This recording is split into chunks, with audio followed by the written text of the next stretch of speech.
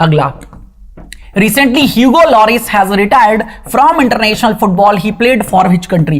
हाल ही में ह्यूगो लॉरिस ने अंतरराष्ट्रीय फुटबॉल से संन्यास ले लिया। वो किस देश के लिए खेलते थे? ह्यूगो लॉरिस, ठीक है, ये किसके लिए खेलते थे? फ्रांस के लिए खेलते थे, ध्यान रखिएगा, ठीक है। Hugo Lloris, France team captain Hugo Lloris announced retirement from international football. ये फुटबॉल प्लेयर थे। एट द एज ऑफ 36 वर्ष की उम्र में इन्होंने संन्यास ले लिया। इस तरीके के क्वेश्चंस में ये जरूर पता होना चाहिए कि एथलीट किस फील्ड से है, ठीक है, और किससे रिटायर हुआ है, ठीक है। तो इंटरनेशनल फुटबॉल है, जैसे क्रिकेट की बात करें तो उसमें कोई टेस्ट क्रिकेट से रिटायर होता है, कोई ऑल इंटरनेशनल मैचेस से रिटायर होता है, कोई सिर्फ T20 से रिटायरमेंट लेता है। तो ये भी पता होना जरूरी होता है दोस्तों, ठीक है। ये रिसेंट रिटायरमेंट है, यहां पर आप देख सकते हैं। अगला, who has released his memoir titled Spare? किसने अपना मेमोयर का मतलब होता है संस्मरण। दोस्तों जैसे किताबें लिखी जाती है ना, ऑटोबायोग्राफी हो तो पूरी की पूरी किताब है, ठीक है, लेकिन अपना संस्मरण, ठीक है, मेमोयर, ये किसने रिलीज किया है? प्रिंस हैरी ने रिलीज किया है, ध्यान रखिएगा। Prince Harry Duke of Sussex, a member of the British royal family, has released his memoir. Title क्या दिया है? स्पेयर नाम का टाइटल इसको दिया है, प्रिंस हैरी ने इसको रिलीज किया है, ठीक है, member of the British royal family, ध्यान रखिएगा, ठीक है। चलिए आगे आते हैं, अगला प्रश्न। A book titled Irfan Khan a life in movies authored by whom? Irfan Khan, ठीक है, एक्टर आप सभी लोग जानते हो, इंग्लिश मीडियम, हिंदी मीडियम, ठीक है, इंग्लिश मीडियम इनकी लास्ट मूवी रही है। तो इरफान खान की लाइफ पर, लाइफ इन मूवीज, यानी कि मूवीज में उनकी क्या लाइफ रही है, इस पर के किताब लिखी गई है।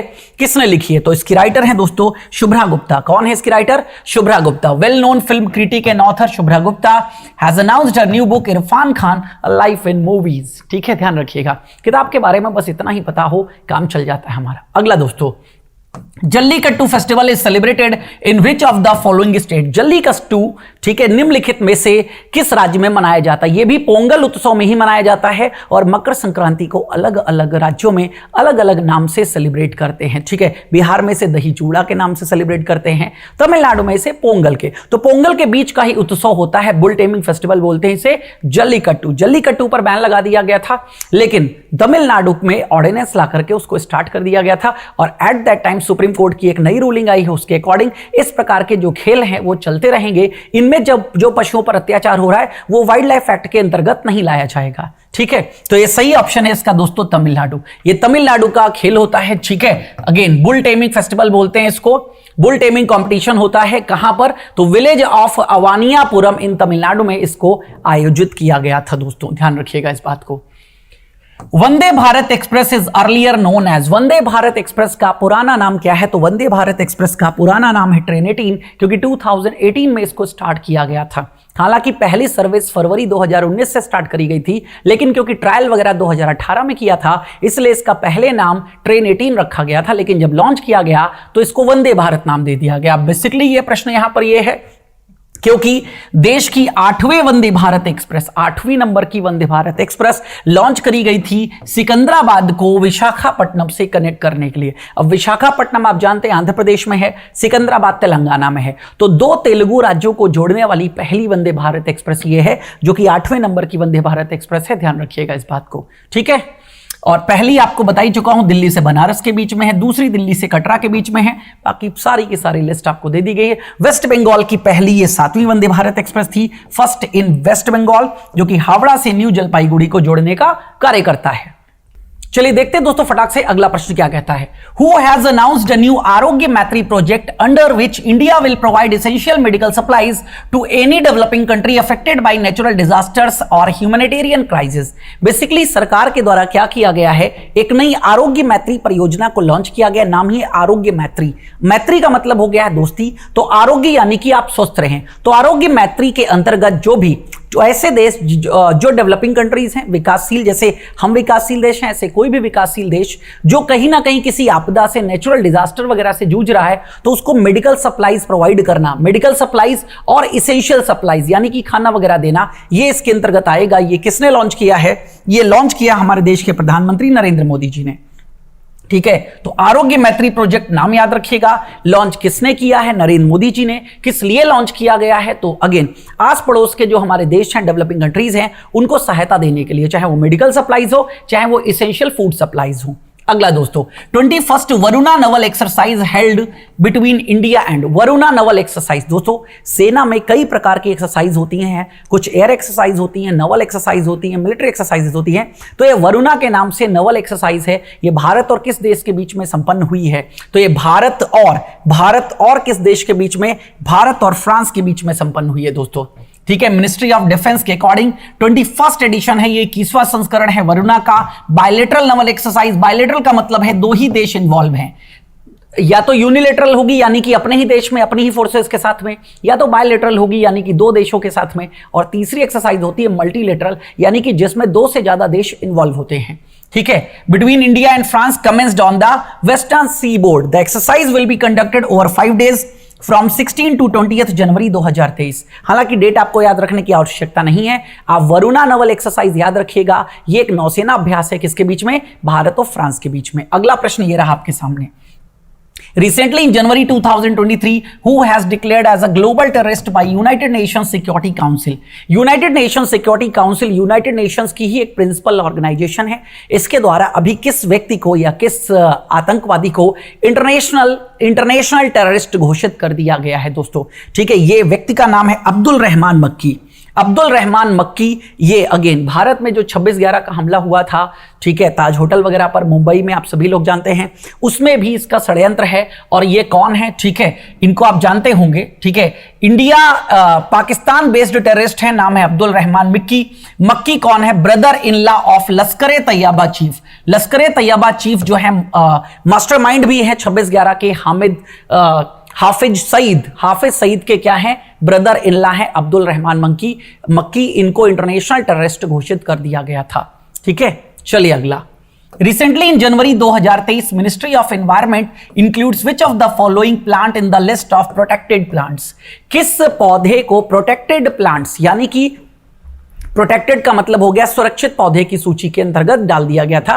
तो बेसिकली नीलगिरी की पहाड़ियों पर 12 साल में एक बार फूलने वाला पौधा जिसे नील कुरिंजी के नाम से जानते हैं, इसको डाल दिया गया था। तो नील कुरिंजी जब ये 12 साल में एक बार फूलता है ना, तो अगेन पूरी की पूरी पहाड़ियां एकदम बहुत ही खूबसूरत हो जाती हैं। और ये नीलगिरी माउंटेन्स वैसे भी विश्व के सबसे खूबसूरत माउंटेन्स में से एक है। तो नील कुरिंजी याद रखिएगा। Ministry of environment, forest and climate change ने यह काम किया है।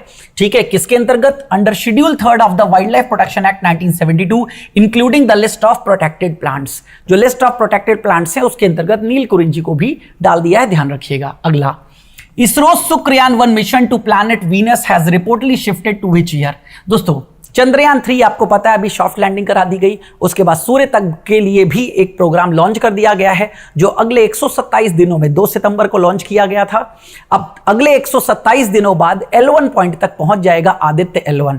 लेकिन अब अगेन शुक्र चंद्रमा पे पहुंच गए, मंगल पे पहुंच गए, सूर्य की स्टडी चल रही है अभी, और ये शुक्र मिशन है। ठीक है, शुक्र यानी शुक्र ग्रह तक पहुंचने के लिए मिशन लॉन्च किया गया था। स्टार्टिंग में इसे 2024 में लॉन्च करना था, लेकिन अब इसे 2031 तक के लिए पोस्टपोन कर दिया गया है। तो मिशन वीनस याद रखिएगा 2031 तक के लिए पोस्टपोन कर दिया गया है। अगला, who has topped in the list of world richest actor released by world of statistics?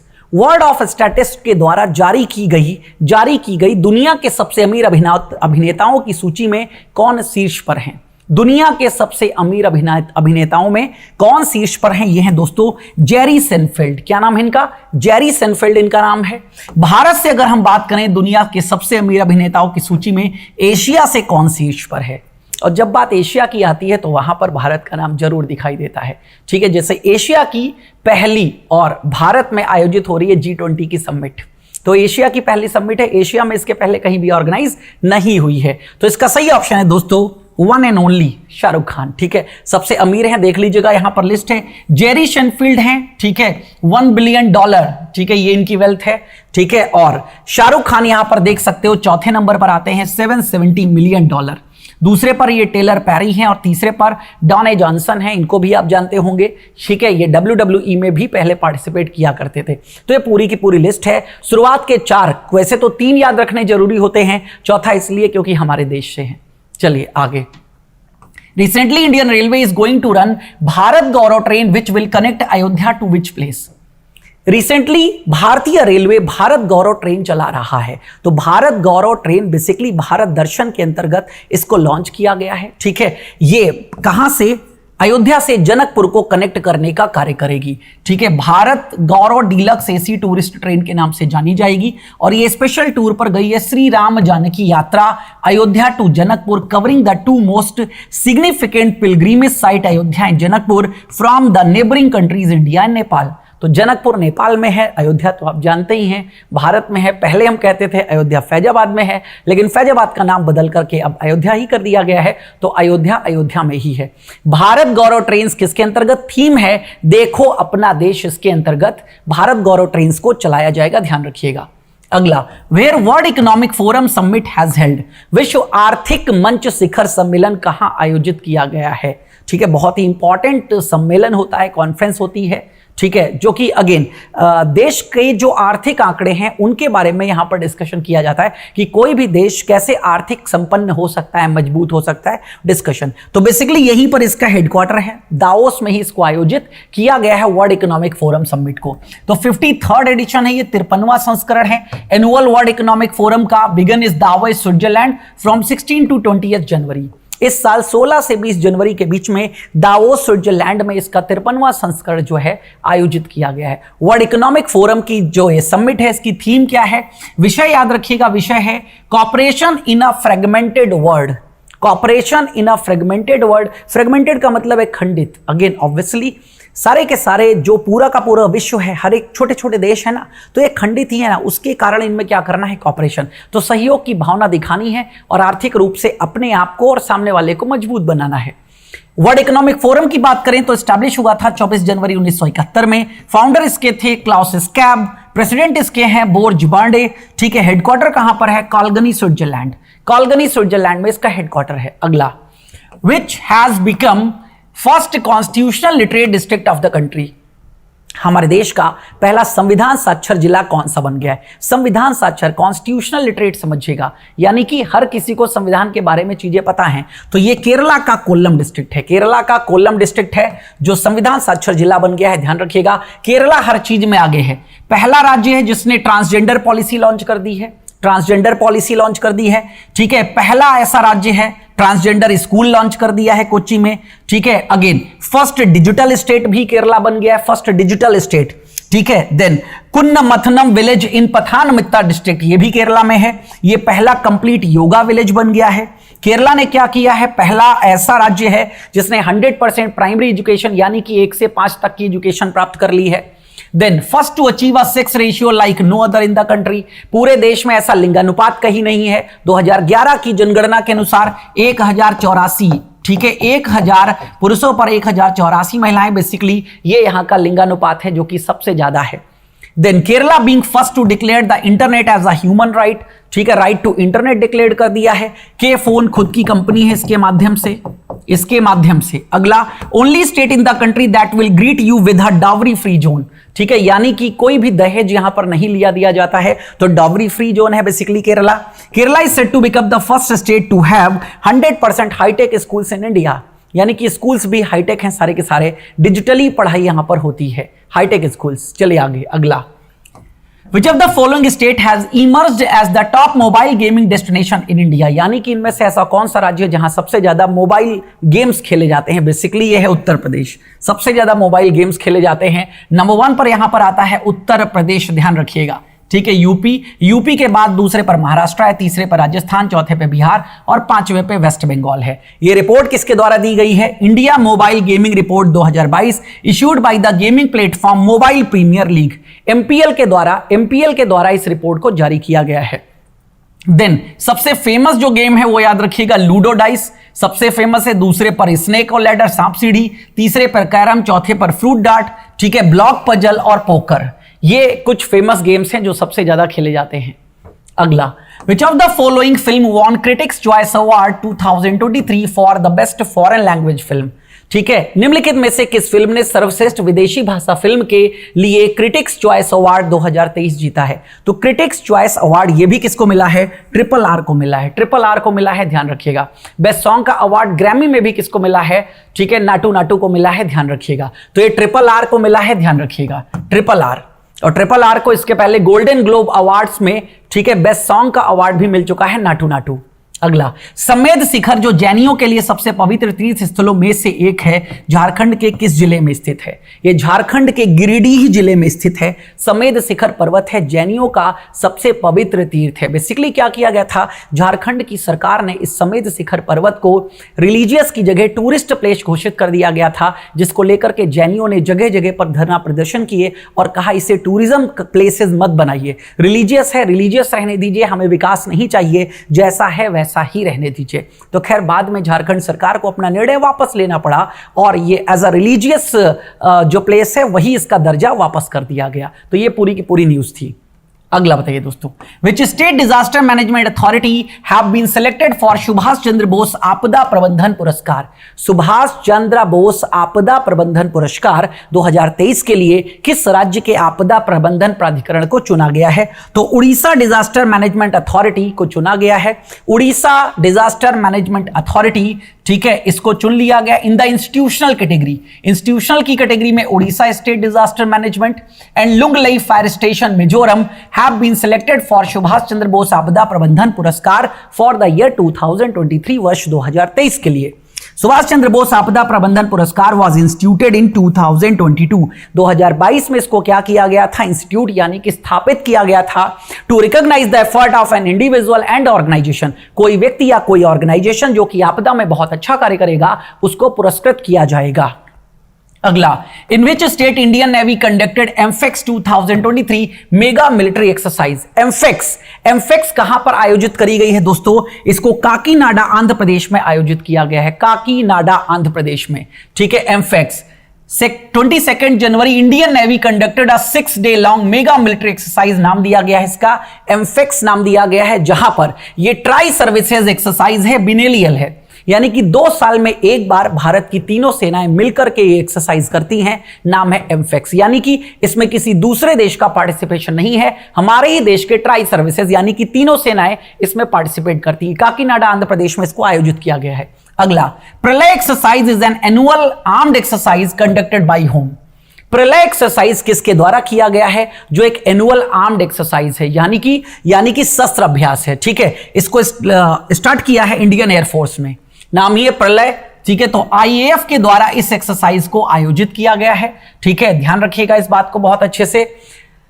Then the exercise will include a variety of platforms such as C-130G, Super Hercules aircraft, Chinook, heavy lift, यानी कि जो Indian air force के number of aircrafts हैं वो यहां पर participate करेंगे। आपको नाम इतना याद रखना है, प्रलय एक्सरसाइज, जो कि इंडियन एयरफोर्स के द्वारा आयोजित की गई है।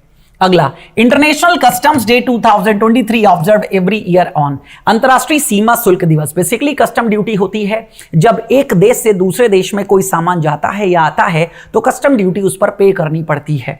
और बेसिकली इस कस्टम ड्यूटी को रेगुलेट करने वाले बोर्ड को सीबीआईसी के नाम से जानते हैं, central board of indirect taxes and customs. ये दिवस 26 जनवरी को क्या किया जाता है, मनाया जाता है, जिस दिन हमारे देश का रिपब्लिक डे मनाया जाता है, गणतंत्र दिवस, उसी दिन हम सीमा शुल्क संगठन दिवस मनाते हैं। ध्यान रखिएगा इस बात को, क्योंकि इसी दिन ये जो ऑर्गेनाइजेशन है ये एस्टैब्लिश हुई थी कब? 1953 में एस्टैब्लिश हुई थी। अगला, government renamed Delhi Mughal garden as?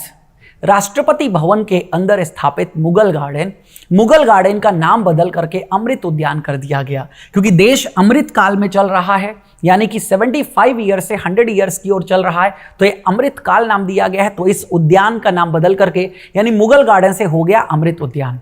और पिछले वर्ष आपको पता है जो इंडिया गेट से लेकर के राष्ट्रपति भवन तक का जो पथ है, जिसे राजपथ के नाम से जानते थे, किस नाम से? राजपथ। तो राजपथ का नाम बदल के क्या कर दिया गया है? कर्तव्य पथ कर दिया गया है। कर्तव्य पथ, ये भी याद रखिएगा, कर्तव्य पथ और अमृत उद्यान जो कि राष्ट्रपति भवन के अंदर स्थित है। अगला, who has been nominated by US President Joe Biden for the post of Air Force Brigadier General in January 2023? जनवरी 2023 में यूएस के एयरफोर्स ब्रिगेडियर जनरल के रूप में किसको नियुक्त किया गया है? क्योंकि ये भारतीय मूल के हैं इसलिए इनका जो डेजिग्नेशन है इंपॉर्टेंट हो जाता है। ये है राजाचारी। क्या नाम है इनका? राजाचारी याद रखिएगा, जो कि अमेरिका के एयरफोर्स में ब्रिगेडियर जनरल के रूप में अपॉइंट किए गए हैं। अगला दोस्तों, who has been honoured with the men's T20 international cricketer of the year announced by ICC. ICC awards 2022 announce किए गए थे जनवरी 2023 में, और इसमें पूछा जा रहा है ICC men's T20 international cricketer of the year का अवार्ड किसको मिला है। यह मिला है दोस्तों मिस्टर सूर्य कुमार यादव को, सूर्य कुमार यादव। अगला, who has honoured with the sir Garfield Sobers trophy announced by ICC. एक और अवार्ड यहां पर दिया जाता है जिसका नाम है सर गैरफील्ड सोबर्स ट्रॉफी। ये किसको मिली है? ये पाकिस्तान के प्लेयर हैं बाबर आजम, आप लोग जानते होंगे, ठीक है। पूरी लिस्ट देख लीजिएगा, ये मोस्ट इंपॉर्टेंट अवार्ड्स हैं, एग्जाम में इनसे प्रश्न पूछे जाने की पूरी संभावना है। तो सर गैरफील्ड सोबर्स ट्रॉफी ये बाबर आजम को मिली है, ठीक है। Then Rachael Heyhoe Flint trophy ये नेट स्कीवर को मिली है जो इंग्लैंड से हैं। Men's test cricketer of the year ये बेन स्टोक हैं इंग्लैंड के। Men's ODI cricketer of the year ये बाबर आजम रहे हैं, ध्यान रखिएगा। Women's ODI cricketer of the year Nat Sciver England से हैं, ठीक है। Men's T20 international cricketer of the year Surya Kumar Yadav from India. Women's T20 international cricketer of the year ये है तहिला मैकग्रेथ जो कि ऑस्ट्रेलिया से हैं। Men's emerging cricketer of the year Marco Jansen South Africa. Women's emerging cricketer of the year Renuka Singh India से। Men's associate cricketer of the year ये है Gerhard Erasmus Namibia से। Women's associate cricketer of the year Esha Oza UAE से। David Shepherd trophy ये Richard Illingworth को मिली है, England से हैं। Spirit of the cricket award ये आसिफ शेख को मिला है जो नेपाल से हैं। ये पूरे के पूरे अवार्ड्स हैं, पीडीएफ आपको मिल जाएगी, आराम से देख लीजिएगा। अगला, who has won Australian Open title 2023 after defeating Stefano Tsitsipas, ठीक है। स्टीफनो तस्तिपाइस को हरा करके ऑस्ट्रेलियन ओपन जो कि ग्रैंड स्लैम का हिस्सा है और शुरुआत इसी से होती है, ऑस्ट्रेलियन ओपन से होती है, याद रखिएगा, ठीक है। ऑस्ट्रेलियन ओपन होता है, फ्रेंच ओपन होता है, विंबलडन होता है, यूएस होता है, इन चारों को मिलाकर के बनता है ग्रैंड स्लैम। तो ये किसने जीत लिया? नोवाक जोकोविक ने जीत लिया, नोवाक जोकोविच, ठीक है। मेंस में नोवाक जोकोविक की नाम याद रखिएगा, और वीमेंस में आर्यन सबालेंका याद रखिएगा जो कि बेलारूस से हैं। अगला दोस्तों, who has won the FIH men's hockey world cup 2023 at the Kalinga stadium in Bhubaneswar India after defeating Belgium. Belgium को हरा करके ये इस बार भारत में आयोजित किया गया था हॉकी वर्ल्ड कप, भारत में आयोजित किया गया था, और इसके लिए उड़ीसा में बहुत सारे स्टेडियम्स भी बने थे, ठीक है। हॉकी का सबसे बड़ा स्टेडियम भी बनाया गया था।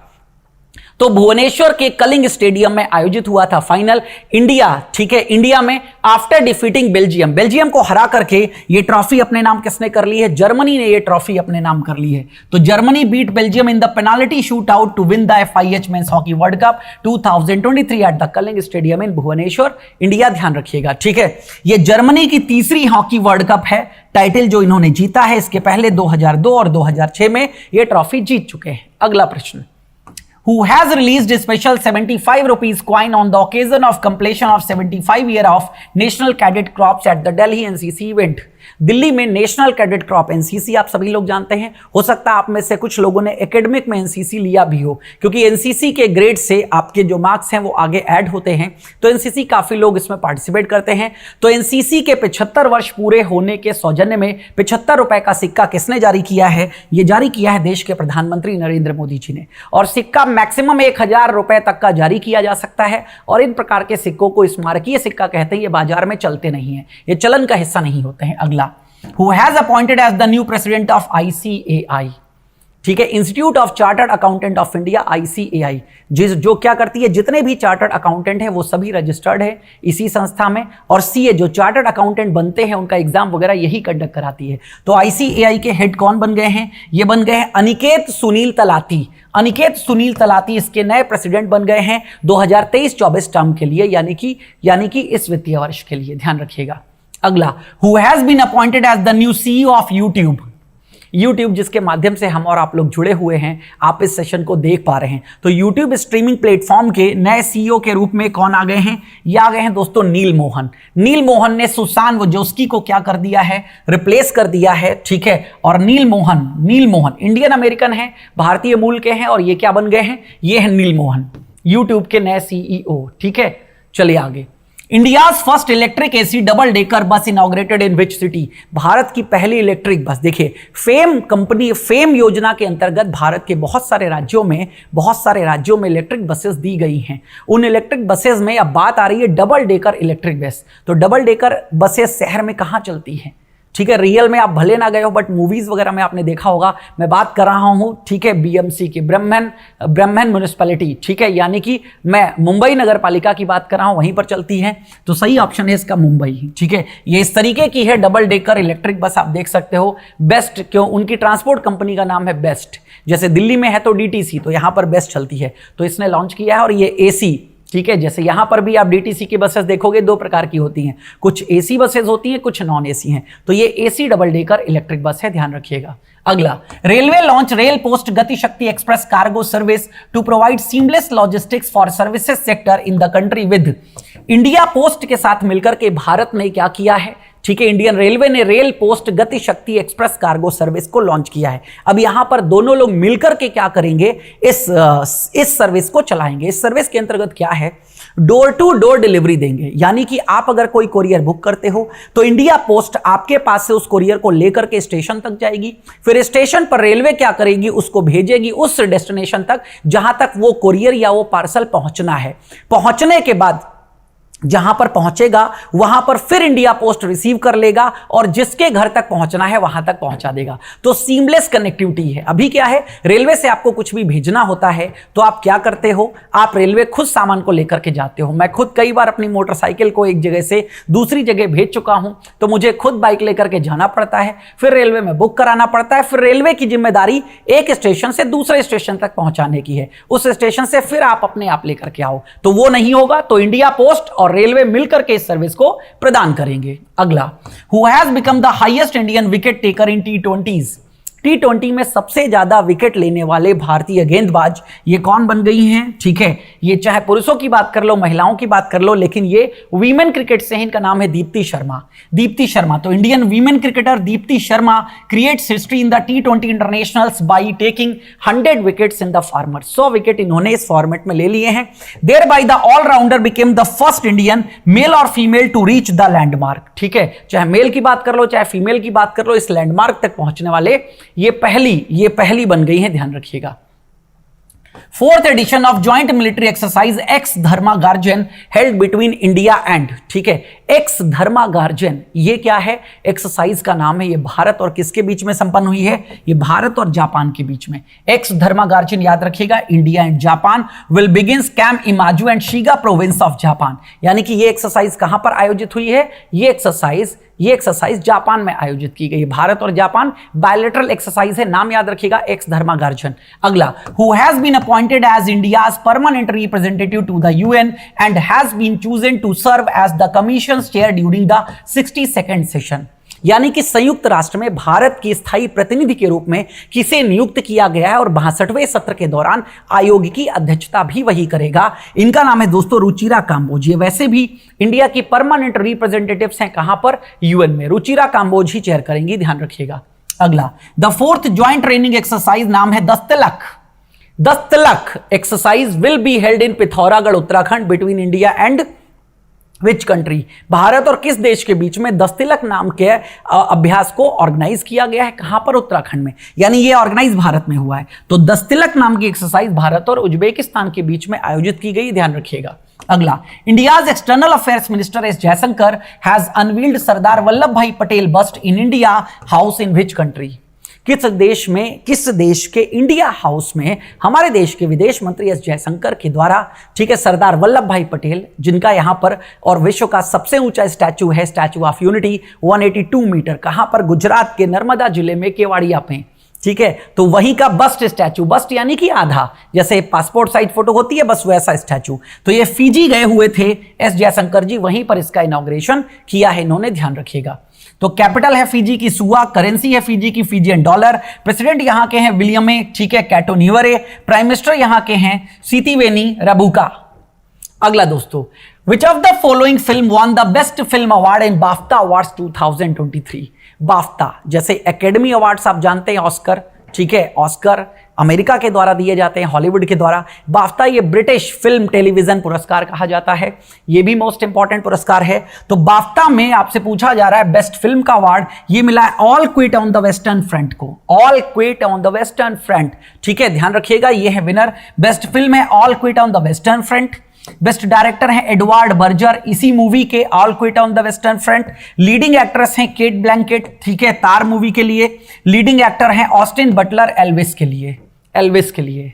अगला प्रश्न ये रहा आपके सामने, who won National Geographic pictures of the year award. National Geographic Nat Geo के नाम से शॉर्ट में आप सभी लोग जानते हो, चैनल भी आप देखते रहते हो जिसमें पूरा का पूरा क्या करते हैं, ठीक है, जंगली लाइफ दिखाते रहते हैं। तो इसकी picture of the year award किसको मिला है? ये कार्तिक सुब्रमण्यन को इस बार का पुरस्कार मिला है, ठीक है। इन्होंने ईगल की डांसिंग फोटोज ये क्या करी है, ठीक है, निकाली है। और बेसिकली ये जो कार्तिक सुब्रमण्यन है ये हॉबी फोटोग्राफर है। तो ये बड़ी प्यारी सी फोटो को क्या किया गया है, picture of the year award Nat Geo के द्वारा प्रदान किया गया है। अगला, who has broken the record for the most sixes ever hit in test match.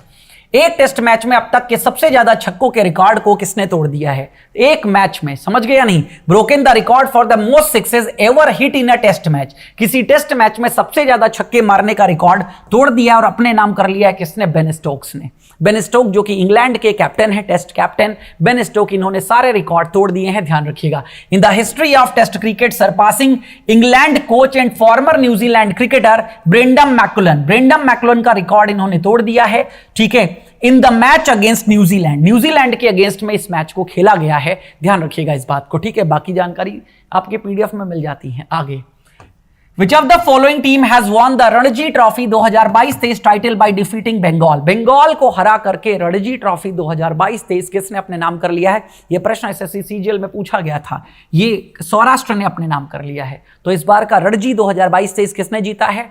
ठीक है, सौराष्ट्र ने जीता है by defeating Bengal by 9 wickets in the final match played, ध्यान रखिएगा, ठीक है।